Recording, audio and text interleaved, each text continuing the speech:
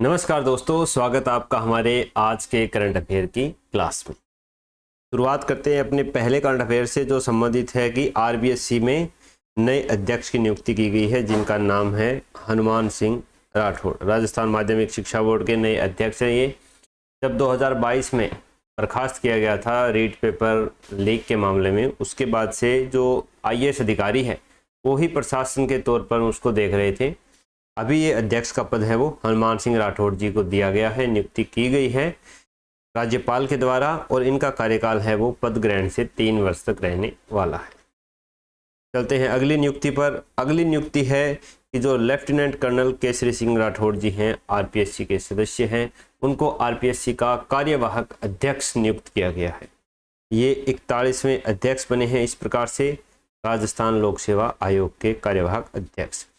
कार्यकाल इनका तब तक रहेगा जब तक कोई नया परमानेंट अध्यक्ष वो नियुक्त नहीं किया जाता है।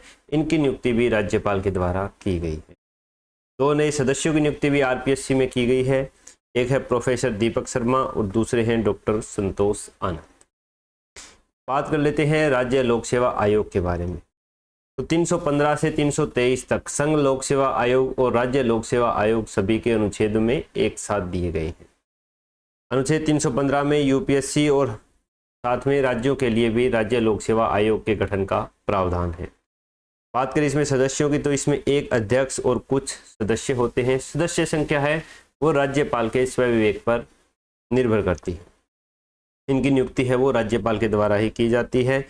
आधे सदस्य, कम से कम आधे सदस्य है वो केंद्र या राज्य सरकार में 10 वर्ष का अपनी सेवा है वो दिए हुए होने चाहिए। बात करें इनके कार्यकाल की, तो इनका कार्यकाल 6 वर्ष या 62 वर्ष की आयु जो भी पहले होता है वहां तक इनका कार्यकाल होता है। नियुक्ति की जाती है इनकी राज्यपाल के द्वारा, लेकिन याद रखने वाली बात है कि इनको अगर पद से हटाना है तो उसके लिए राष्ट्रपति ही इनको पद से हटा सकते हैं। लेकिन ये अपना त्यागपत्र राज्यपाल को सौंपते हैं, ना कि राष्ट्रपति। नियुक्ति राज्यपाल के द्वारा, त्यागपत्र भी ये किसको सौंपेंगे? राज्यपाल को। लेकिन अगर पद से हटाना है सदाचार के आधार पर या क्षमता के आधार पर, तो फिर राष्ट्रपति के द्वारा इनको हटाया जाता है, जो अपना सर्वोच्च न्यायालय है उसके द्वारा जांच करवा करके। वेतन भत्ते इनके राज्य की संचित निधि पर भारित होते हैं, इसलिए विधानसभा में इनके वेतन भत्तों पर मतदान नहीं किया जाता है, जो इनके कार्य करने की स्वतंत्रता को सुनिश्चित करता है। साथ में जॉइंट पब्लिक सर्विस कमीशन, संयुक्त लोक सेवा आयोग का भी प्रावधान है कि अगर कोई भी 2 राज्य हैं वो चाहते हैं कि इन 2 राज्यों का संयुक्त लोक सेवा आयोग हो, तो वो दोनों राज्य अपने विधानसभा से ये संकल्प पारित करके संसद में पहुंचाते हैं। फिर संसद के द्वारा इसकी अनुमति मिलने पर राष्ट्रपति के द्वारा उस संयुक्त लोक सेवा आयोग के अध्यक्ष और सदस्यों की नियुक्ति की जाती है। वो अपना त्यागपत्र है वो भी राष्ट्रपति को सौंपते हैं और उनको पद से हटाना भी राष्ट्रपति के हाथ में ही होता है। तो ये हो गया अपना राज्य लोक सेवा आयोग से रिलेटेड। फिर है भव्य योजना के अंतर्गत राजस्थान के 5 जिलों में बनेंगे मेगा इंडस्ट्रियल क्लस्टर। भव्य योजना क्या है? भव्य योजना की फुल फॉर्म है भारत औद्योगिक विकास योजना।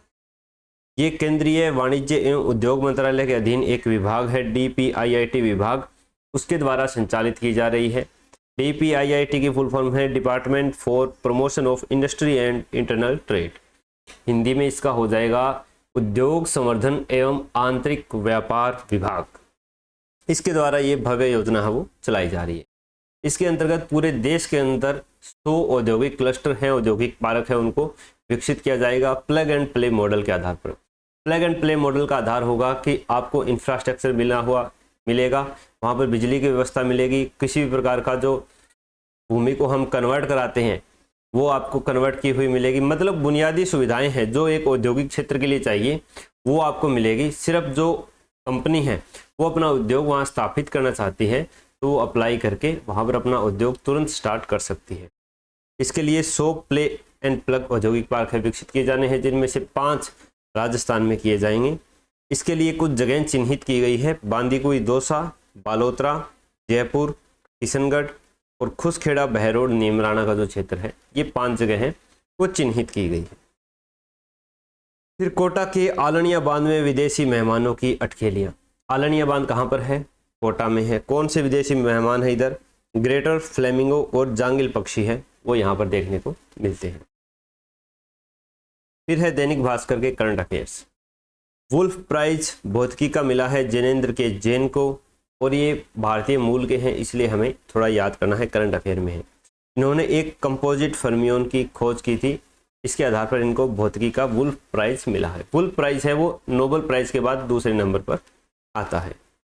दूसरा है ITLOS, international tribunal for the law of the sea, यानी समुद्र के नियमों की जो जांच करता है, जांच पड़ताल करता है, उनको एक तरीके से सभी देश मिलकर के सुझाव आमंत्रित करते हैं, वो ये ट्रिब्यूनल है। इसके न्यायाधीश नियुक्त किए गए हैं बिमल पटेल। फिर है FATF, financial action task force, Bharat इसका 2010 से सदस्य देश है। अब भारत को एक उपाध्यक्ष पद है वो दिया गया है, जिसमें भारत के उपाध्यक्ष, भारत की तरफ से FATF के उपाध्यक्ष रहेंगे IAS विवेक अग्रवाल। फिर ADR की एक रिपोर्ट है, ADR यानी एसोसिएशन फॉर डेमोक्रेटिक रिफॉर्म्स। इसने एक रिपोर्ट दी है जिसमें महिलाओं की स्थिति है वो काफ़ी गंभीर बताई गई है लोकतंत्र के अंदर, कि विधानसभा जो चुनाव हुए विभिन्न राज्यों में 2024 में, उसमें महिलाओं की जो भागीदारी है, यानी महिलाएं प्रत्याशी जो उम्मीदवार के तौर पर उभरी थी, वो केवल 10.2% थी, और जो आम चुनाव हुए थे 2024 में, उसमें केवल प्रत्याशी 9.6% महिलाएं ही। 50% महिलाएं जनसंख्या की दृष्टि से है, लेकिन उम्मीदवारी में केवल 10%, 9% ही आ रही है। तो इस पर चिंता व्यक्त की है ADR की रिपोर्ट में। फिर आज 21 जून है और सबसे बड़ा दिन है। सबसे बड़ा दिन पूरी पृथ्वी का नहीं है, ये केवल उत्तरी गोलार्ध का सबसे बड़ा दिन है, क्योंकि उत्तरी गोलार्ध में आज कर्क रेखा के ऊपर सूर्य की किरणें हैं वो एकदम सीधी पड़ रही है 90 डिग्री, क्योंकि पृथ्वी अपने अक्षांश पर झुकी हुई है 23.5 डिग्री। इसी के कारण उत्तरी गोलार्ध में आज ज़्यादा देर तक सूर्य चमकेगा। दक्षिणी गोलार्ध में आज सबसे छोटा दिन रहेगा। दक्षिणी गोलार्ध में सबसे बड़ा दिन होता है 21 या 22 दिसंबर को, उस दिन अपने यहाँ सबसे छोटा दिन होता है।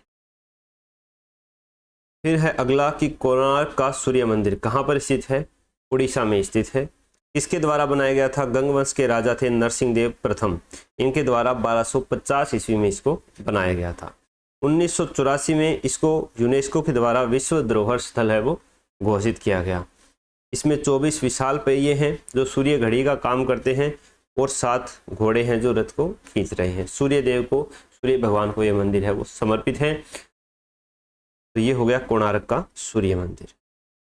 फिर आ जाते हैं अपने जो सूजस के ई बुलेटिन है कि मुख्यमंत्री ने जयपुर के बिरला ऑडिटोरियम में ONDC DG दुकान का शुभारंभ किया। ONDC का मतलब है open network for digital commerce. DG मतलब डिजिटल दुकान। ये एप्लीकेशन है जिसमें जो भी MSME उद्योग है, छोटे व्यापारी हैं, वो थोक में अपना माल खरीदने के लिए दूसरे व्यापारी इस ऐप पर क्या होंगे, रजिस्टर्ड होंगे।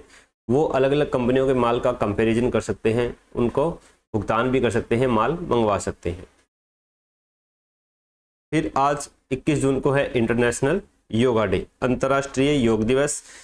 भारत इस योग दिवस को UN में प्रस्ताव इसका लेकर आया था 27 सितंबर 2014 को, जो पारित हो गया 11 दिसंबर 2014 में प्रधानमंत्री मोदी के ही नेतृत्व में।